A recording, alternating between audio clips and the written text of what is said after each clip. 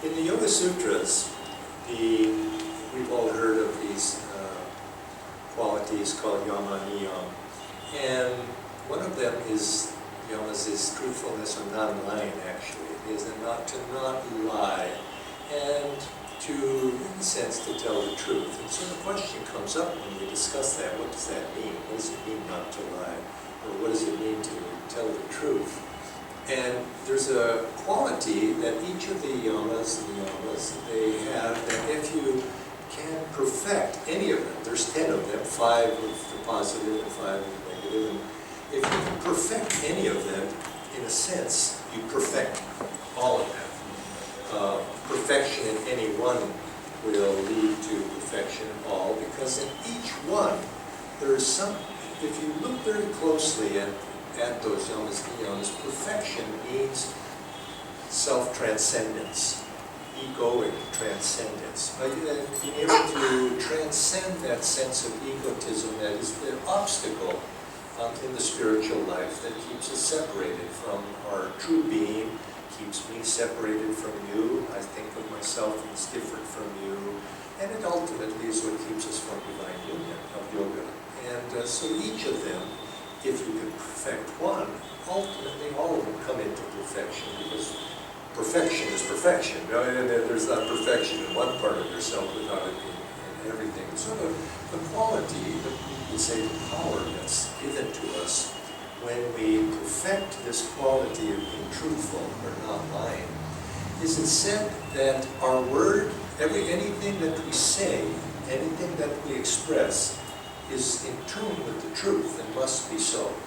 In other words, our word is our reality. Our word becomes reality. It says, there's a phrase in the Bible that says, if I say to that mountain, be moved, come up and be moved, it shall be so. In that, a certain power comes from one's, behind one's word. And we find this in the lives of saints and great masters throughout history, that their words carry power. If it says that something will be so, it will be so. And so, for us, because we speak truth, and the truth has to conform with reality of what really is. And if it doesn't, reality changes to conform to what really is, if we're in truth in tune with that.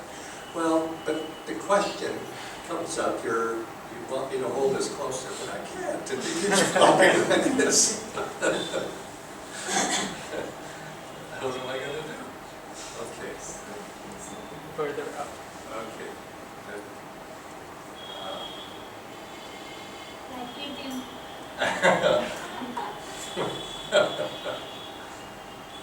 This is a little inconvenient.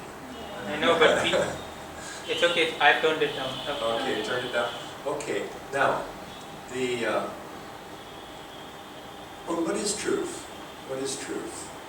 Now, I'd like to ask you this question as well. What is truth? But now I want to make a little distinction. We're going to speak about truth in 2 different ways. We're going to speak we're going to speak. We're going. I'll keep my hands to myself.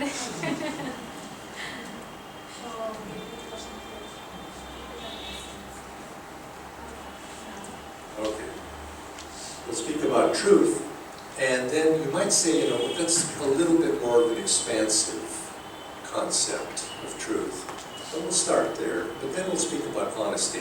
Now the difference you could say they're one and the same, but really when we speak about honesty, what we're speaking about, I'm going to use that word this evening, referring to money and material things, being honest with the grocer, or we're being honest with one another in commercial sense. The truth is something more broad. Now, I have a friend. She is the Jaya over at our Guru Center. You know her, Nayaswami, many of you know her. And she told a story a while back. It was just, we were having fun, and she was relating, she had visited her parent. Her mother lives in Texas, in the United States, and she goes to the United States every year or so, and what she does, she goes to visit her mother every year. And a couple of years ago, 2-3 years ago, her mother had a heart condition and was hospitalized and had to have some heart procedure. And it was serious. And so Diana also has sisters. And so she went back to Texas at the time when her mother was going to be in the hospital having this heart procedure. And she had just had this heart procedure, and Diana and her sister were outside waiting after the procedure, and they were then went into the hospital room. Immediately after she had recovered, she awoken, and there she was. And so they walked into the hospital room, and her mother was there, and laying in the bed, and she had tubes coming all out of her, all sorts of places. She had tubes in her ear, and maybe she had tubes in her throat. And tubes were everywhere. And she walked in, and Diana's sister saw her mother and was horrified that, oh my God, look at my mother, she's got tubes coming out, she's on death's door, and she screamed and started crying. and Diana looked at her sister and immediately bundled her up and took her out of the room and came back in, and her mother says, well, what do you think? And Diana says, Mom, you look great. You're going to do just fine. But which was exactly the opposite of the message that her sister was giving to her. Now I ask you, was Diana telling a lie, or was Diana speaking the truth? What do you think? Was she being dishonest? You could say, well, this doesn't have anything to do with money, of course, but was she being honest, or was she being truthful or untruthful? What do you think? Does somebody want to volunteer and answer? She was speaking. Now, why do you think she was speaking truth? Because at a certain time, when the truth takes over the lies, because she never wanted her mother. She wanted to give this to her mother, that she should not go into that state, that I'm not going to do that. So in that case, I think even though she knew that she's serious, but she never wanted her mother to have that feeling, and I think it was Is the truth. Now she says it's truth. Now, I agree. I agree. I think she spoke truth. Because what is truth? What is truth versus what is the literal words of the truth, because what is her mother? Is her mother that body that's lying there with tubes coming out of her? Or is her mother something perhaps deeper? If you see your mother as something deeper, and she was seeing her mother in affirmation, of course, she was seeing her mother as well, as spirit, as something higher. Now, one of the teachings of yoga is that truth is always beneficial. Truth is beneficial, and truth sees the highest welfare of the other person, to speak truth for the other person, to affirm the truth for the other person. Now, it's not necessarily literal, but what really is the truth? It was merely an opinion of she doesn't look good. But that's just my opinion. Is that really true? Maybe she was obviously, according to the doctors, she was much better off than she had been before having that surgery, even though if it was surgery, I don't know. But even before having that, she was on the way to dying. Although she looked well outwardly, but she wasn't. Now she had tubes, but she was actually better off. So which is right, you see? And now Diana probably wasn't thinking it through rationally in that way, but she was saying, Mom, you look great, you're doing well. And her mother got a big smile. And just that smile, no matter how many tubes are coming out of you, you know, immediately you could see that she was going to be fine. She was going to be fine. So the question is what really is truth? Because many people, when they think about truth, they think simply in terms of literal, what's going on outside. But you can also see, if you don't take that with some discretion, you can see that also a person could very easily bend that to their own likes and dislikes. And you can bend that, and then you start to go into the area of dishonesty, being dishonest. But truth is looking at something on the in a higher perspective, from removing oneself and looking at it from the higher level. And you could say that what Swami Kriyananda, how he defined truth is, or truthfulness, was to align oneself with reality as it is, to see things as they are. Now, there's different levels, of course, to see things as they are. To see things as they are and as they really are. And to align oneself with reality as it is. Now, this is more of a philosophical position. But when it comes, you might say, for our world and the life and the situations in which we find ourselves in, the application of that is in our day-to-day dealings with life, and that enters in more into the realm of honesty. Being honest with one another, being honest in our dealings with society, with what's going on around us, and eventually being honest with ourselves, which is the most important thing, probably, to be honest with ourselves. But it's how can we be honest with ourselves if we don't have an honest ability to be, or a habit to be honest with others as well in our dealings. Now this is where it becomes very subtle, is what does it mean to be honest, and how do we translate that? Now, Swami Kriyananda, in his writing about this subject, that when he was writing the A.K.A.S.H, first thoughts about this, he gave an example. He said, if you have an automobile and you want to sell it, and you know it has a fault, something's wrong with it, but you can't see it, do you disclose that to the person you're selling it to? Now, has anybody ever been in that situation, or on the receiving or on the giving end?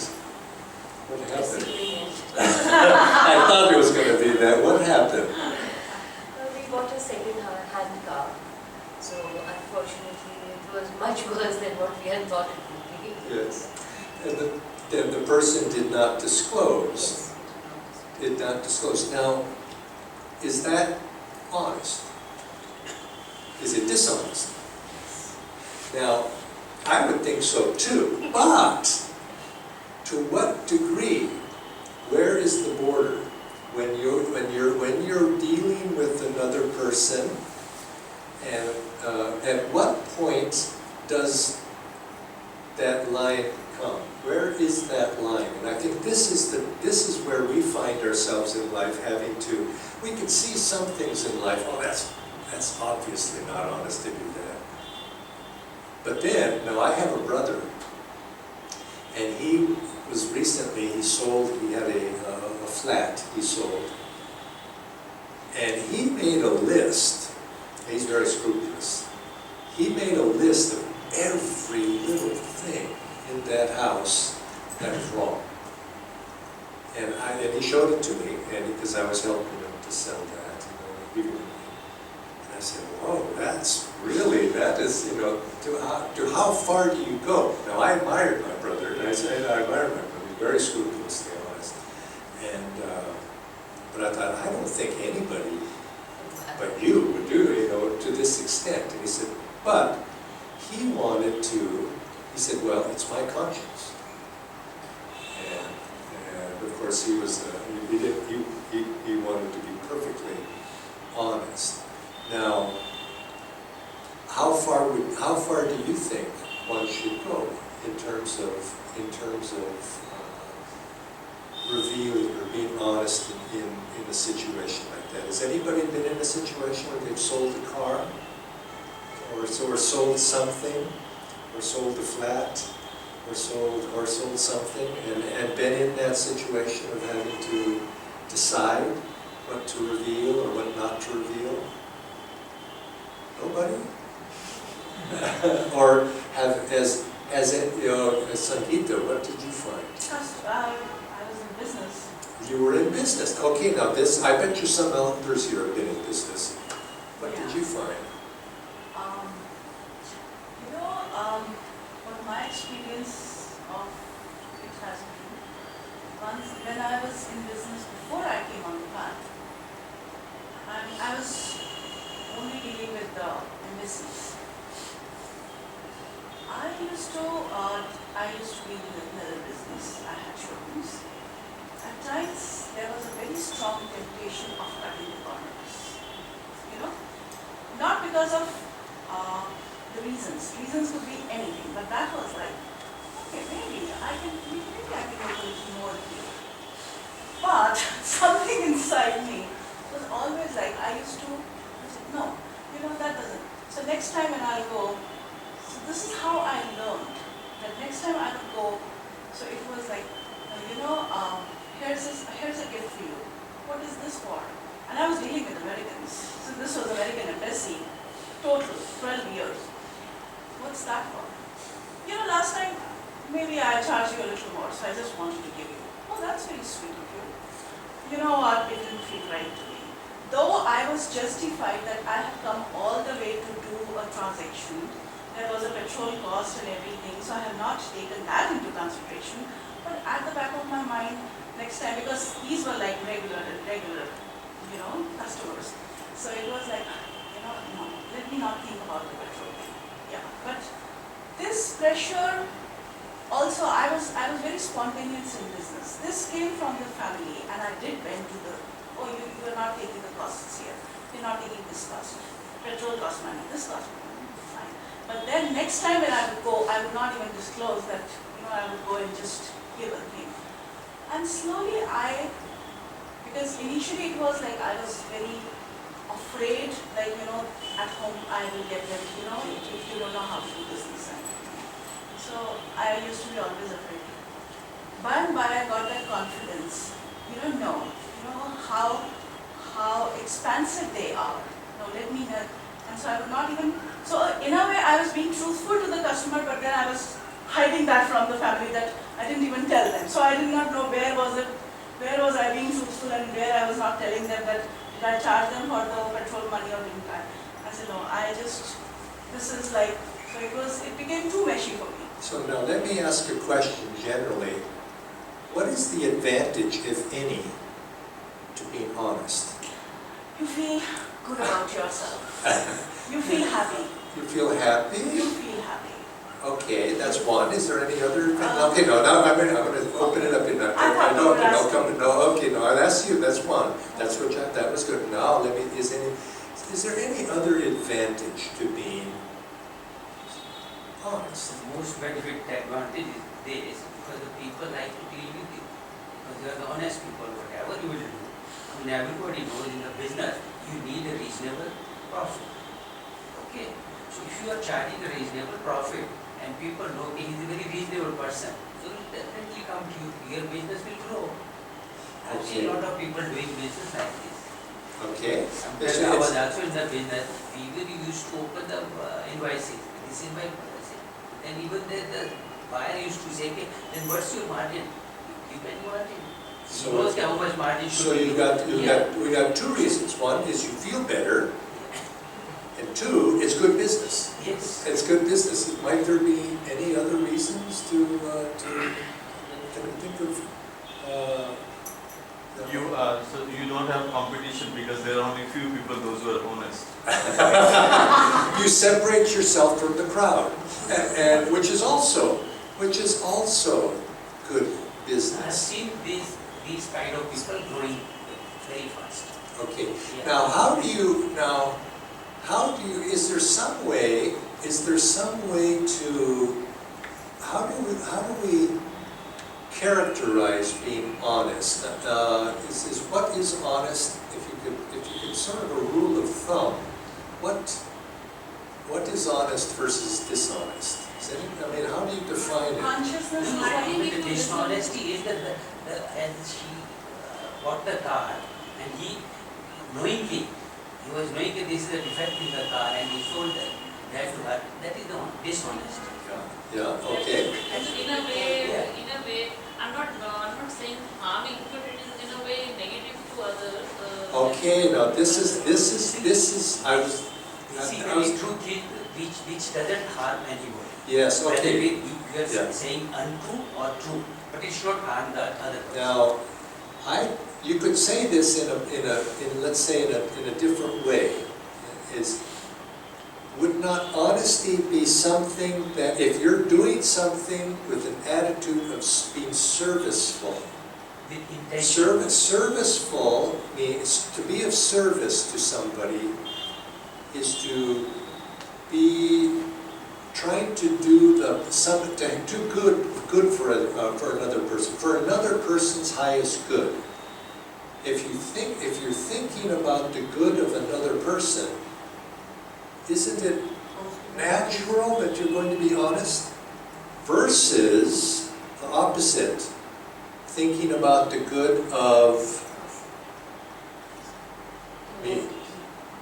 Isn't that sort of what it is like? So in the spiritual life, all of the great ones throughout the ages have said service is essential.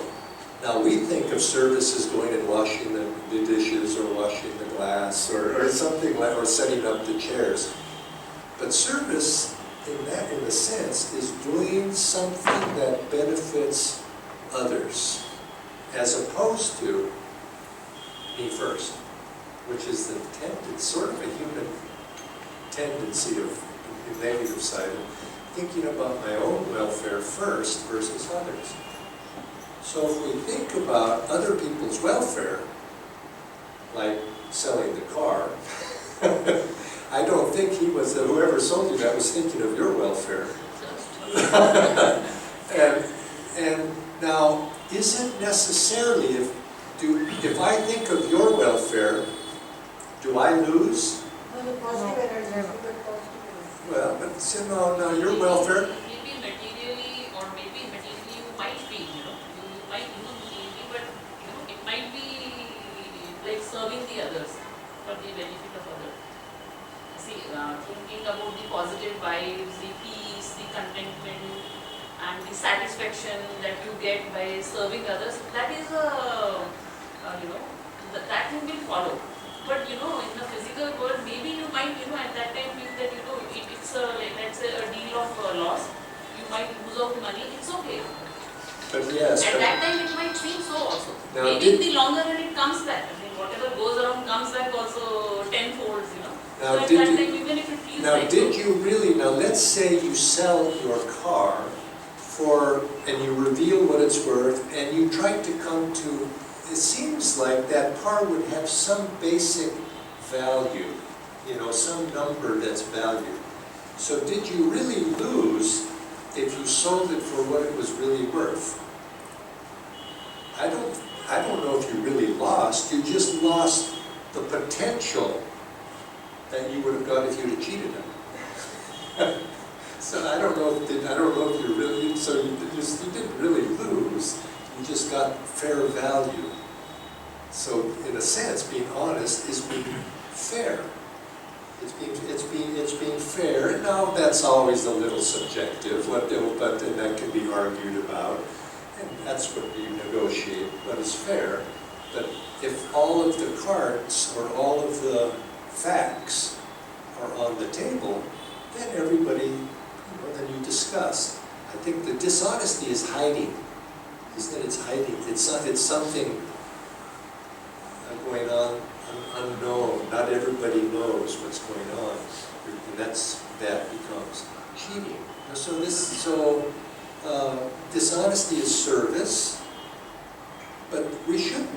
I think we shouldn't think of service as you get something and I lose something. I think real service is we both gain. Everybody gains. And we look at it in that way, and this is what we're doing. We're serving other people. So if we think of honesty and service is very, very similar. And then we find that, now, has anybody ever been tempted to be dishonest?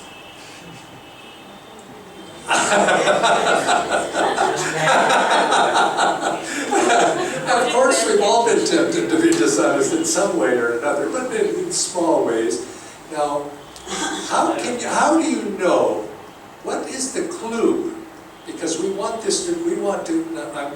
reason I ask this is because we will go out tomorrow and do our business, and how do we know when maybe we're not being honest? What is the signs that we feel? What is it? How do you know if you're being Your inner honest? voice, yes, your inner voice. There is always an inner voice.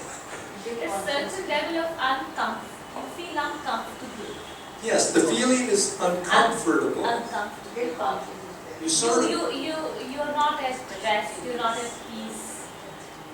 You feel that restlessness. The conscience is there, no? If it pricks, if Yeah. it is there, then it will prick you. But That now- is not good. have you noticed? Not everybody seems to have that.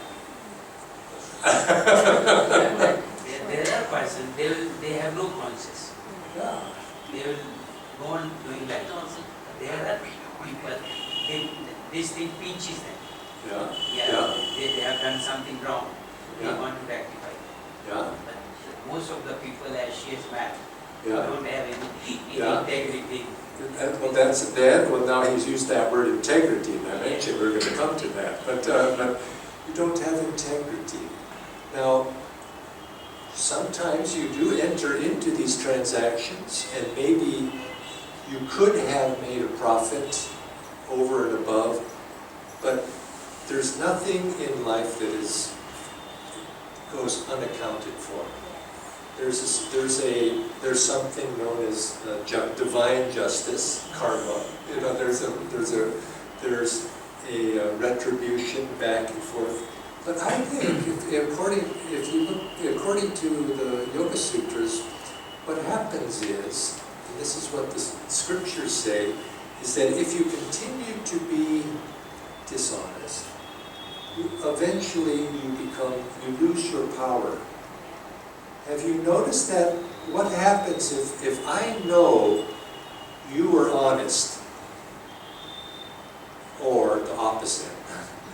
What is the difference in your dealing with somebody you know they're honest or you know they're dishonest? How do you behave toward them? How does it affect you in your dealings? You will be careful when you know he's a dishonest person, you will be careful of what he's talking. You will watch him very carefully. Do you trust him? No. You will suspect his integrity. Yes, yeah.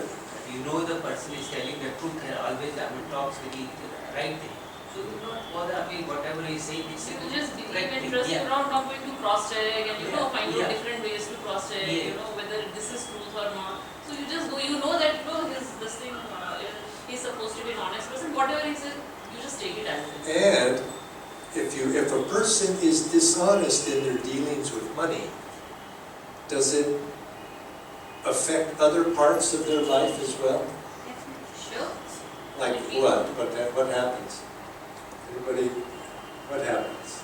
If you know somebody is likely to cheat you in one way, might they cheat you in another way? Cheat in this is, even if not personal, but then there are a lot of examples that we have seen. I'm not going to really quote, but then you see later in their lives when you see everything cannot be bought with money. That is what we have heard. So later when you see a lot of things or the trials that they undergo in their lives, and at that time, these material things are not of no use to them. Now, what do you do though? Because I think I asked the question a little bit earlier. Has anybody been tempted to be dishonest? And we all, I think we all agree, we've all been tempted. Now, how do we, and probably if we've been tempted, it's because it happens all the time, sometimes we've gone the wrong direction too. Now, how do we support ourselves to make the right choice? What do we, I mean, how do we overcome that temptation or not succumb to that temptation? What do you do when that comes? Because everybody has a fine balancing point somewhere. Some person's point is way over here, and some people's maybe is way over here. You know, we're all there somewhere, but we all recognize it. And It's a personal decision. How sensitive are you? Is it affecting you? There are people it doesn't affect them, so they keep doing that.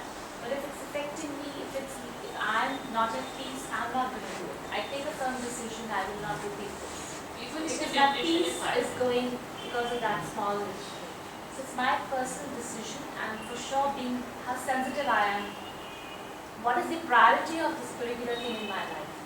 So I'm going to decide that accordingly as well. so it's an individual, as Yes. a person It's has. your inner voice. It's your inner voice that guides it. It's a personal decision. You have Yeah. to decide. It's so personal because sometimes you find one person, that point is not the same Yeah. as this point. You never know.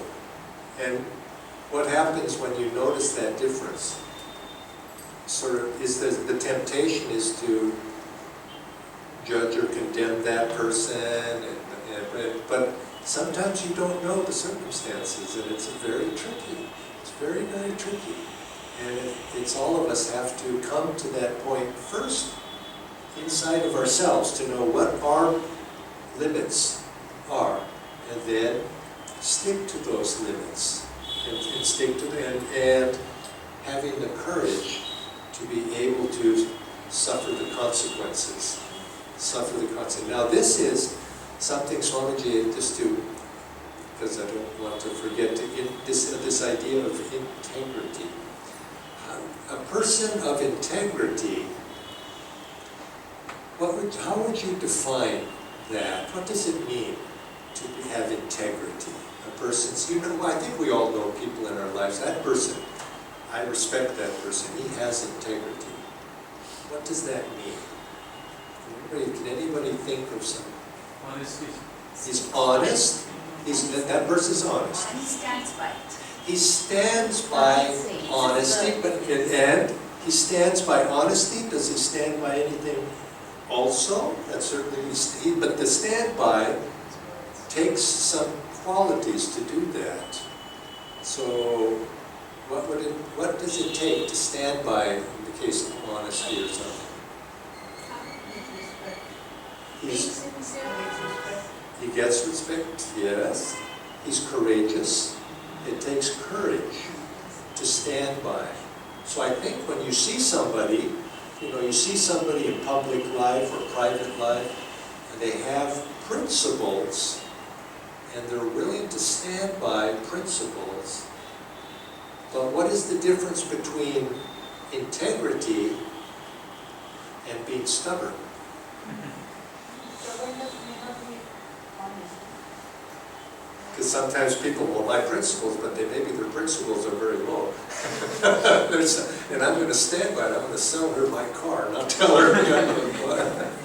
That's not. So there's something there. But a person, obviously, integrity is. I think in honesty, we started with that. I think, let's say they're honest, they're truthful, they're a person of their word. They're dependable. Dependable. You can count on them. Now this is an important part of being truthful, because what if a person says, you ask a person for help, and they'll say, yes, I'll help you, and then they don't come to help you, and you lose faith in that person, and pretty soon nobody believes them anymore. That they're always saying something, but they don't do it. Being truthful is sticking to your word. Now, Swami Kriyananda was very strong about that. He always wanted it. He said, if you're not going to do something, don't say you are. Because sometimes, have you ever been tempted to agree with somebody and say, yes, I'll do it, but you really didn't want to? It's you know, if somebody invites you to the party or to the dinner or something, and you say, oh yeah, I'll think about that, and I think I'll show up. You have no intention of coming at all, you don't want to, but you wanted to please that person. And Swami used to not like that. He said, no, he says, don't do that. Don't say you're going to do something and then not do it. And in reverse, if you say it, you should do it. Because if you don't do that, your word loses power. And if you always do what you say, he said there's a power that comes that is not only of your own. It's not just, there's power in the universe itself that comes to support us. Because if we're always, I was thinking that there's a story in the Mahabharata, and I'm trying to think of it, because Yudhishthira was always very, he was always very righteous. If somebody says they're going to do something, and that's why at the end there where his chariot goes back onto the ground because he told that little white lie about and so he fell to the ground. But if you always tell the truth according to as you know it, then there's a divine power that actually comes to support you, even in times of difficulty. You find there's something there. And it's said that the scriptures say you gain magnetism. Some of you may have come on the Sunday when we were talking about magnetism. But one of the ways to how do we increase our magnetism as people?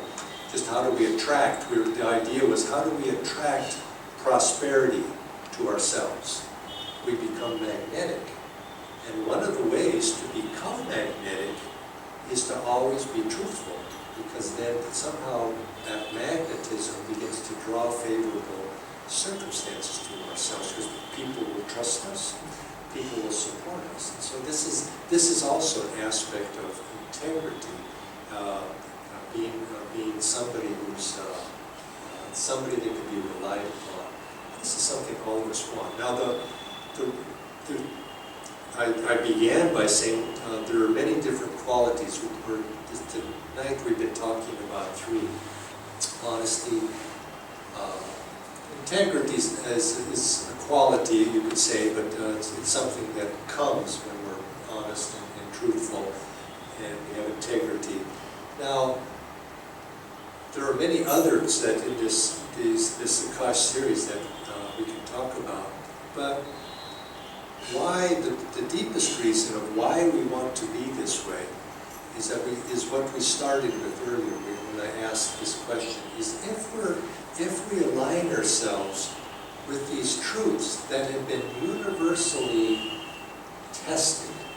And it's not just merely a fact that religion says so. The scriptures say, to do this because it's helpful to society,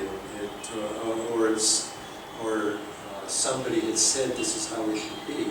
This is something that human nature itself affirms through direct experience. And so I think all of us now are mature enough to have experimented in our own life that truthfulness is the best, honesty is the best policy. There's this saying, honesty is the best policy. Truth wins in the end. Where there is truth, there's dharma. That they go, and where there's dharma, there's victory. And that these things go together by experiment. And I think I would ask you, if sometimes you're unsure whether it's these qualities or some of the other virtues that we'll be talking about in future weeks, if you're unsure of what is the right way or the wrong way, experiment. All of these are testable. Now, I don't want you to say you should go test honesty. I hope you know this one by now. But these are testable. You find that honesty, integrity, truthfulness, all the other non-lying, non-stealing, non-violence, all of these, we find that if we practice these, our life begins to work more successfully, and the universe itself reinforces us. It doesn't always happen immediately, but in time, the person of integrity attracts wealth to himself. Now, I don't mean wealth in terms of money only. I mean wealth in terms of spiritual wealth, happiness, joyfulness. You attract friends, you attract good companions, you attract the right environment. It comes to you because it's being supported by something larger than just yourself and your own opinions. You're putting yourself in harmony with larger truths. This is what Nayaswami titled this, Ancient Keys to achieving success and happiness. Achieving success and happiness. And we have to ask ourselves when we say success. Success means more than just money. Success is all of the things that make our life joyful, make our life work smoothly. And these are laws, just like the laws of the physical universe. There are certain spiritual laws that if we put ourselves in harmony with those laws, things begin to work. And it's each of us as an individual do that, our society as a whole begins to work. And there's certain laws that lead to prosperity. And a society as a whole will become prosperous as well. But it takes the individuals starting on an individual level to affirm that and make that their reality individually. Then it spreads. Can I ask a question? Yes. I actually believe that honesty gives you peace. Now, what about if you spread your cards on the table open, and the other person is taking good advantage of it? Yes. Now, honesty doesn't mean being naive. Yeah. So there, I guess you need to hold yourself back, right? You have to. Well, you find yourselves. I think everybody finds themselves in environments where you have to be prudent. You have to be prudent, but revealing. How much to reveal? You have to use common sense with that as well. And so this is where these things are easy to say in abstract, but the application of these is where it becomes. This is where it becomes interesting, and I think these are the stories that I think in the weeks ahead as we discuss these. This is what I'd like to hear. How do you apply that? And that comes from your intention first. Your intention is not to cheat, but to be able to get to that point, you sometimes have to use. You have to be clever sometimes. If you know the other person is working in opposition to you and is not on the same page as you, so you're always cautious.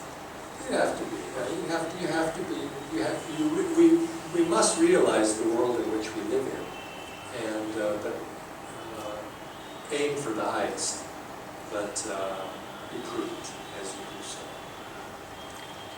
It's 7:30.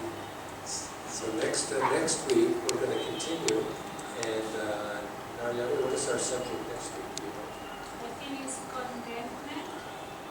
Contentment. Maybe non-attachment.